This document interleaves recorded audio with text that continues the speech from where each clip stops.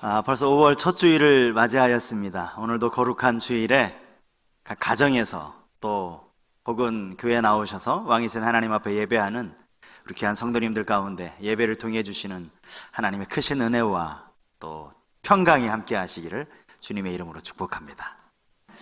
오랜만에 뵀는데 눈으로라도 한번 인사하면 좋겠습니다. 잘 지내셨습니까? 한번 인사. 이 마스크를 끼고 있으니까 참 어색합니다. 2020년 어린이 주일을 이제 벌써 맞이하게 되었습니다. 시편 127편에 솔로몬이 지은 시에 보면 이런 말씀이 나오죠. 보라, 자식들은 여호와의 기업이요 태의 열매는 그의 상급이로다. 여기 여호와의 기업이라는 이 말은 상속재산, 말하자면 유산을 의미하는 단어입니다. 원래 하나님의 소유인데 이 땅의 육신의 부모들에게 물려주셨다라는 그런 의미를 담고 있는 겁니다. 그런 의미에서 보면 우리에게 상급으로 주신 귀한 자녀들을 위해서 더 많이 기도하는 육신의 부모님들, 또 할아버지, 할머님들이 되실 수 있기를 바랍니다. 코로나 위기를 겪으면서 우리 육신의 부모님들이 얼마나 자녀들을 염려하고 또 사랑하는지를 참 절감하게 되는 것 같습니다. 나이가 어린 자녀들일수록 이 등교 개학에 대해서 걱정하는 부모님들이 참 많이 계십니다. 내 자녀들을 육신의 부모로 당연히 사랑하고 걱정하는 만큼 신앙을 가진 부모로서 우리 아이가 정말 하나님의 성품을 닮아서 말씀과 기도로 잘 자랄 수 있도록 그렇게 관심과 또 기도를 부탁을 드리겠습니다. 오늘 본문은 어린아이와 관련해서 예수님께서 제자들에게 가르치신 아주 중요한 교훈의 말씀을 함께 생각해 보려고 합니다. 오늘 우리가 읽은 이 말씀은요, 마태복음 18장에서만이 아니라 공간복음이라고 할 수 있는 마가복음 9장에 또 누가복음 9장에도 똑같은 말씀이 나오는 아주 중요한 그런 말씀이라고 할 수 있습니다. 또 아마 많은 분들이 이 말씀 여러 번 또 들어보셔서 우리에게 익숙한 말씀이기도 할 겁니다. 제가 이 말씀을 가지고 이제 설교를 준비하면서 이 말씀을 묵상하는데 이전에는 그냥 가볍게 이런 구절이 있었구나라는 것을 인식도 못하고 그냥 지나쳐버린 그 구절을 좀 더 깊이 묵상을 하게 되었습니다. 그게 뭔가 하면 오늘 이 본문 말씀에 배경이 있다라는 점이었습니다. 배경. 저는 그동안 이 말씀을 읽을 때마다 이런 생각을 가졌어요. 예수님이 처음부터 어린아이들을 얼마나 많이 사랑하셨습니까? 어린아이를 너무나 많이 그들의 그 순수한 마음 때묻지 않는 그 아주 그 마음을 주님이 너무나 귀하게 보셨기 때문에 이제 예수님이 제자들을 좀 가르치시려고 이 제자 훈련 기간 아닙니까? 이 훈련 기간에 이 제자들에게 이 아이들의 이 순수한 마음을 좀 본받으라고 그래서 의도적으로 이 말씀을, 이 교훈을 준비하셨다라고 그렇게 제가 생각을 한 겁니다. 근데 알고 보니까 그게 아니었더라는 거죠. 예수님이 처음부터 의도를 가지고 이 말씀을 들려주신 것이 아니었다라는 거예요. 마태복음뿐만 아니라 마가복음, 누가복음도 마찬가지입니다. 자, 오늘 본문에 우리는 많은 분들은 아마 본문 2절이 예수님의 교훈의 시작이라고 그렇게 생각할 겁니다. 본문 2절 말씀이요. 예수께서 한 어린아이를 불러 그들 가운데 세우시고, 쉽게 말씀드리면 오늘 이제 제자 수업, 제자들을 모아놓고 이들을 가르치기 위한 오늘의 수업은 이 어린아이를 통해서 아이의 순수함을 배우자, 아이의 겸손함을 배우자, 이게 이제 수업의 초점이었던 거죠. 그래서 예수님이 그 전날 아이 하나를 이제 불러다가 약속을 한 거예요. 내일 너 이맘때까지 여기로 좀 나와라. 그렇게 미리 약속을 하고 이제 섭외를 한 거죠.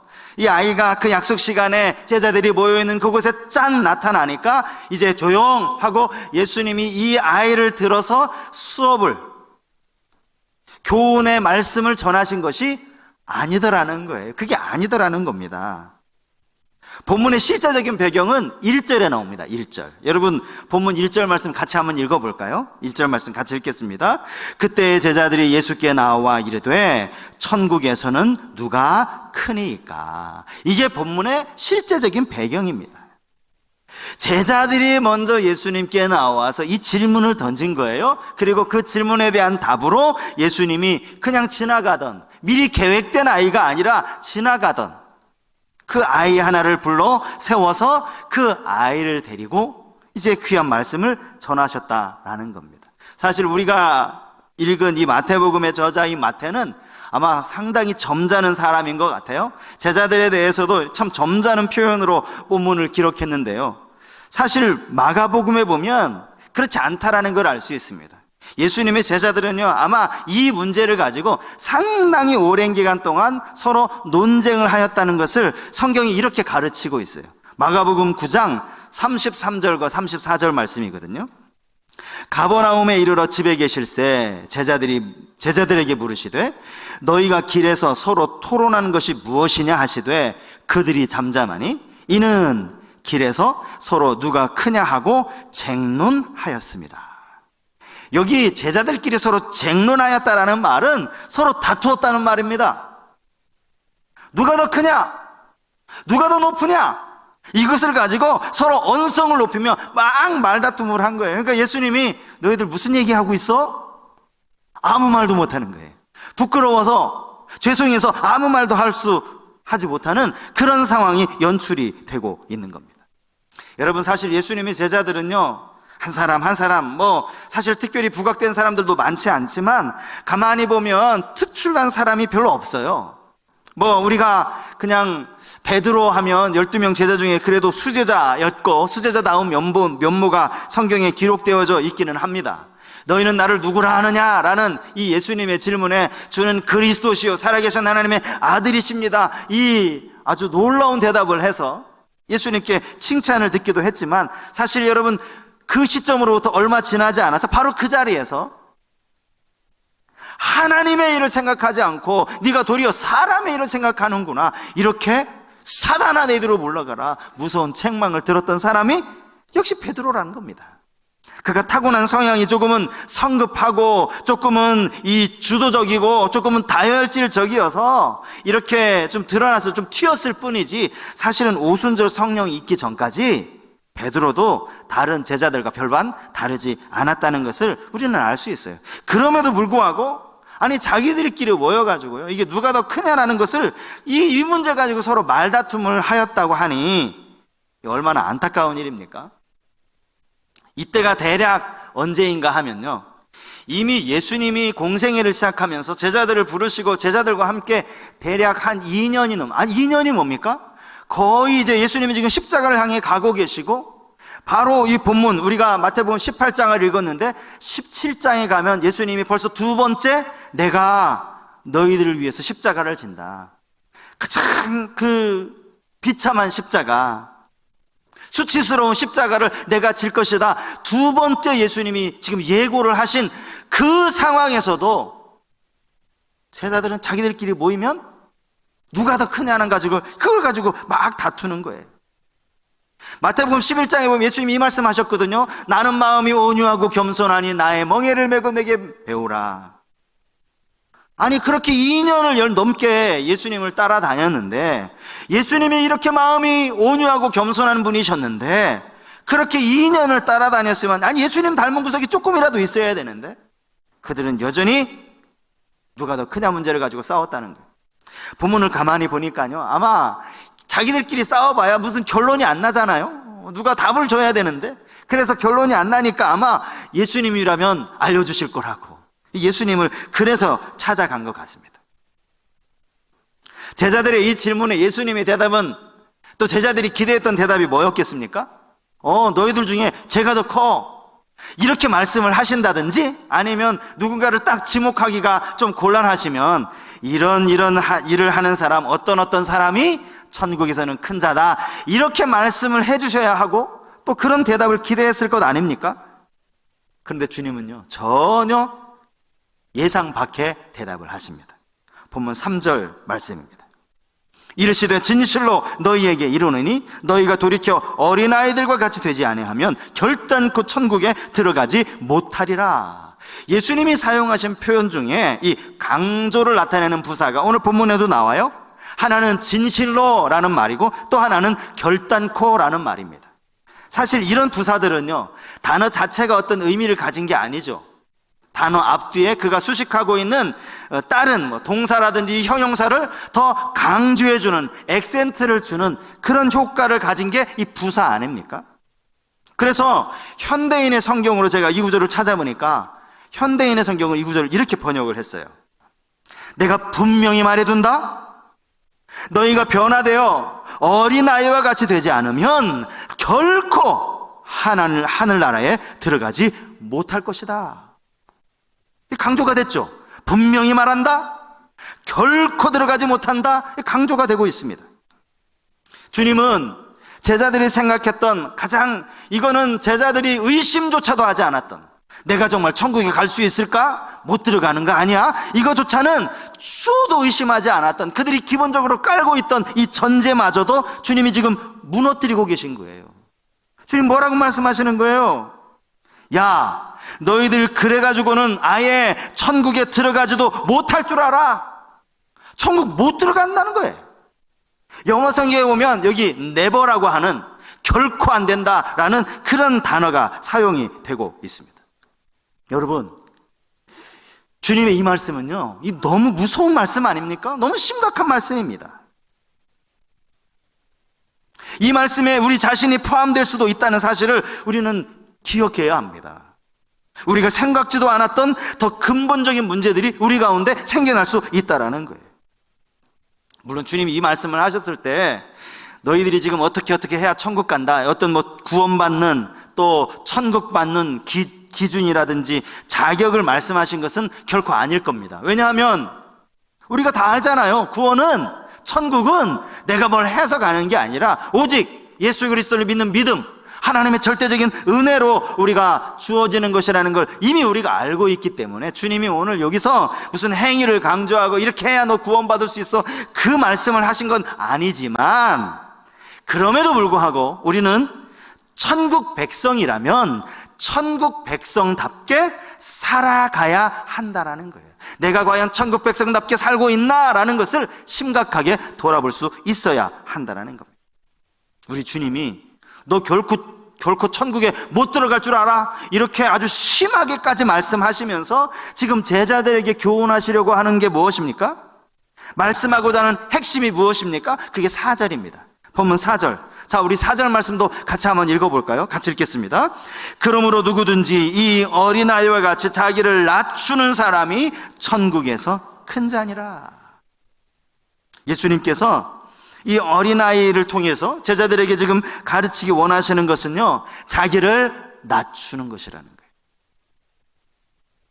오늘 본문에 사용된 이 어린아이라는 말의 헬라어 원문을 보면 이 어린아이가 파이디온입니다. 파이디온 여러분 많이 아시죠? 주일학교 교사들은 파이디온 아마 잘 알고 있을 겁니다. 아주 유명한 이 주일학교 아이들 선교 단체인데요.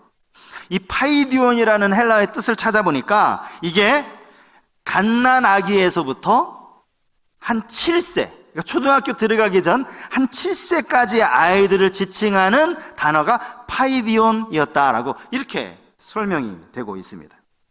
마태복음 2장에 보면 예수님이 이제 동정녀 마리아에게 탄생하시는 그 탄생 기사가 나오지 않습니까? 마태복음 2장 9절에 이런 말씀이 있어요.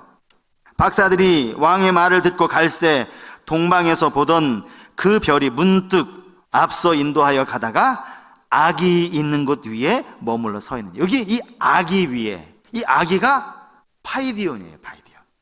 그러니까 이 파이디온이라는 이 단어가 의미하는 이 아이들의 연령대가 갓난아기서부터 대략 한 7세. 아마 지금 예수님 앞에 서 있는, 제자들 보는 앞에 서 있는 이 아이도 우리나라 나이로 치면 뭐 한 6세, 7세 그 정도 되는 아이였을 겁니다. 예수님은 이런 아이들과 같이 자기를 낮추는 사람이 천국에서 큰 자라고 말씀을 하고 계신 거죠. 자기를 낮춘다는 말은 쉽게 말하면 겸손 아닙니까? 겸손? 제가 이 본문을 가지고 사실 또 좀 의구심이 생겼어요. 과연 오늘 이 시대에도 이렇게 말할 수 있을까? 요즘 어린아이들 여러분 겸손합니까? 물론 뭐 겸손한 아이들도 있죠. 그렇지만 또 아이들에 따라서 이 개구진 아이들이 얼마나 많이 있어요. 그리고 보니까 그래서 이 파이디온이라는 이 단어의 이 아이 연령이 대략 6세, 7세? 그 정도 아이면 겸손할 수 있겠구나. 아직 사실 자기 스스로 할 수 없는 것들이 더 많을 그 시기일 테니까요. 그런 생각이 들었습니다. 근데 여러분, 사실 중요한 것은 오늘 주님께서 말씀하신 이 자기를 낮추는 6세, 7세 아이들처럼 자기를 낮추는 이 말은 그때 아이들이 가지고 있던 이 아이들의 겸손함이라든지 또 순진한 그런 심성을 두고 말씀하신 것이 아니라 당시 유대 사회에서 가지고 있었던 이 어린 아이들의 사회적인 지위, 사회적인 위치, 이것을 두고 하신 말씀이라네요. 여러분 잘 아시죠? 당시 유대 사회에서 어린 아이들은요, 사람의 숫자에도 들어가지 않았어요. 자기 혼자 아무것도 할 수 없는 아이라는 것 때문에 그랬는지는 몰라도 사람을 셀 때 아이의 숫자는 세지도 않았다고요. 그만큼 이 아이들은 온전한 인격으로 인정을 받지 못했다는 겁니다. 대우받지 못했다는 거예요. 그만큼 철저하게 의존적인 존재였다라는 거예요. 오늘 주님이 어린아이와 같아야 된다라고 말씀하신 것은 이처럼 하나님 앞에 우리가 철저하게 의존적인 존재가 되어야 된다, 이런 의미의 말씀이라는 겁니다. 내 스스로 뭐든지 할 수 있다라고 말한다든지, 아니면 나는 저 사람보다 더 일 많이 했고 저 사람보다 더 열심히 교회도 오래 다녔고 하니까 나는 저 사람보다 더 크다라고 이렇게 말하는 것이 아니라, 하나님 앞에 나는 아무것도 할 수 없는, 이제 많아야 7세 정도밖에 되지 않은 그런 어린아이에 불과합니다. 겸손하게 하나님을 의지하는, 그것을 주님이 교훈하고 계시더라는 거예요. 이 말씀은요, 하나님을 의지하지 않고 나를 드러내고 내 힘으로도 얼마든지 천국 갈 수 있을 것이라고 생각하는 사람들에게 주시는 경고의 말씀이라고 할 수 있습니다. 우리가 어린아이에게서 배워야 할 것은요, 철저하게 다른 사람을 의존하는 이런 겸손한 마음가짐이라고 할 수 있습니다. 어린 꼬마들, 엄마 품에 안겨있는 이런 꼬마들은요, 자기 눈에 엄마가 보이다가 어느 순간 엄마가 없어지면 화나던 표정이 갑자기 바뀝니다. 엄마를 찾으면서 막 울어요. 엄마 어디 가느냐고 막 찾습니다. 그와 같이 철저하게 하나님을 의지하는 그런 겸손한 마음을 주님이 말씀을 하신 거예요. 사실 가만히 12명의 제자들을 생각해 보면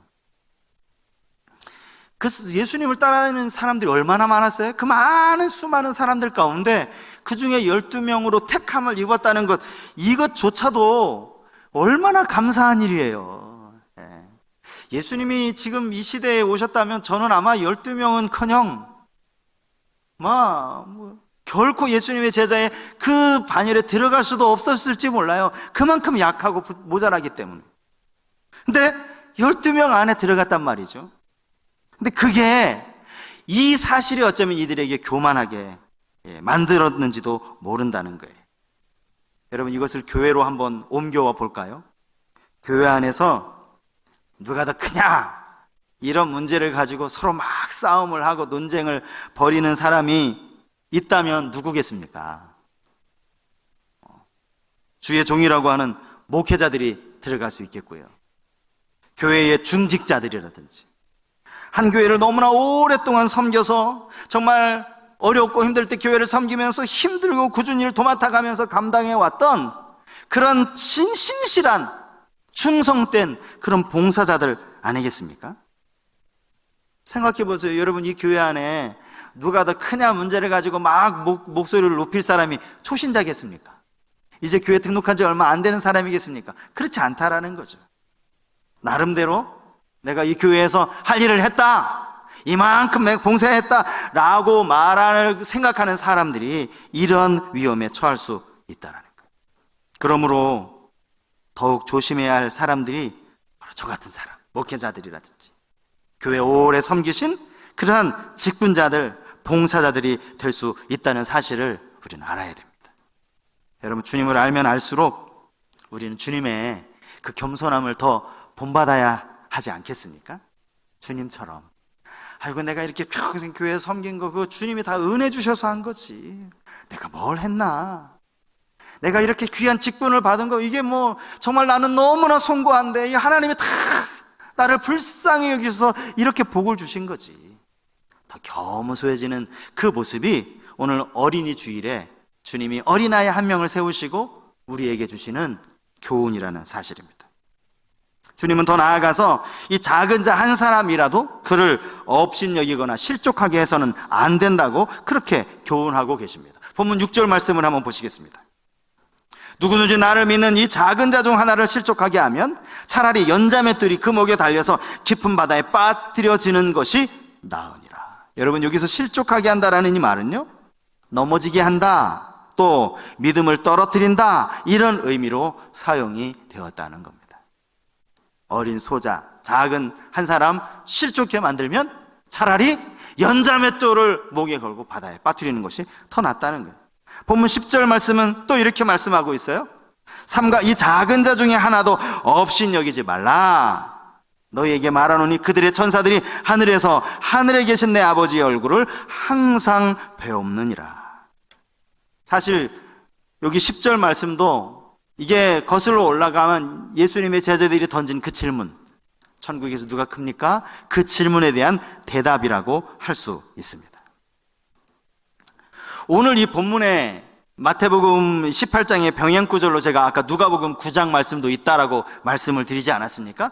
누가복음 9장은요 오늘 18장 내용과 똑같습니다. 그런데 꼭 누가복음에 보면 이와 똑같은 사건이 한 번 더 나와요. 누가복음 22장에 보면요, 제자들이 또 한 번 누가 더 크냐는 것을 가지고 또 다투는 일이 발생을 합니다.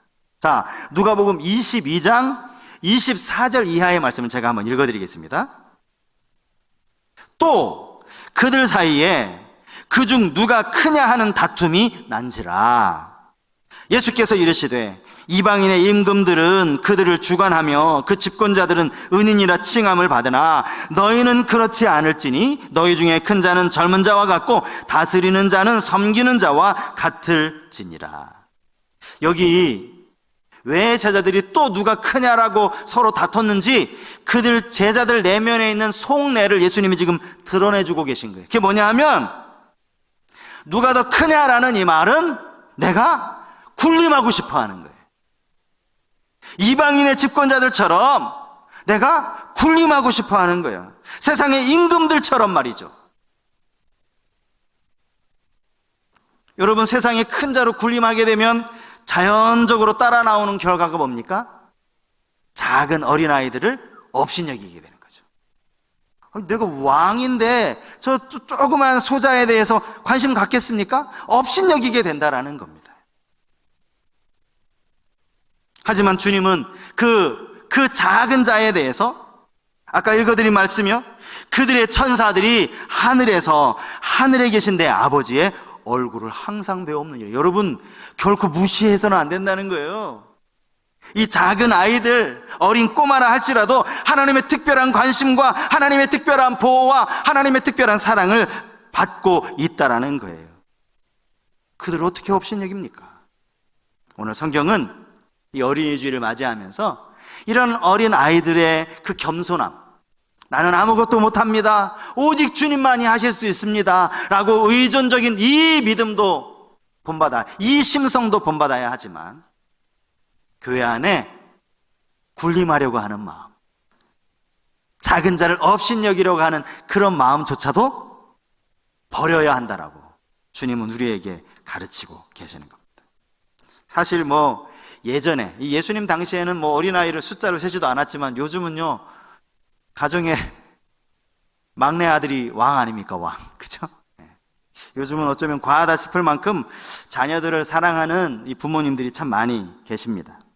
육신의 부모이니까 자녀를 사랑하는, 내 아이를 사랑하는 게 당연한 일이라고 할 수 있겠지만, 이건 모든 세상의 부모들이 다 갖는 마음이겠지만, 그 아이를 행여나 우리가 업신여기지 않도록, 또 무엇보다도 우리가 믿음을 가진 사람으로서, 자기 자녀 사랑하는 건 여러분 동물들도 다 그렇게 하거든요.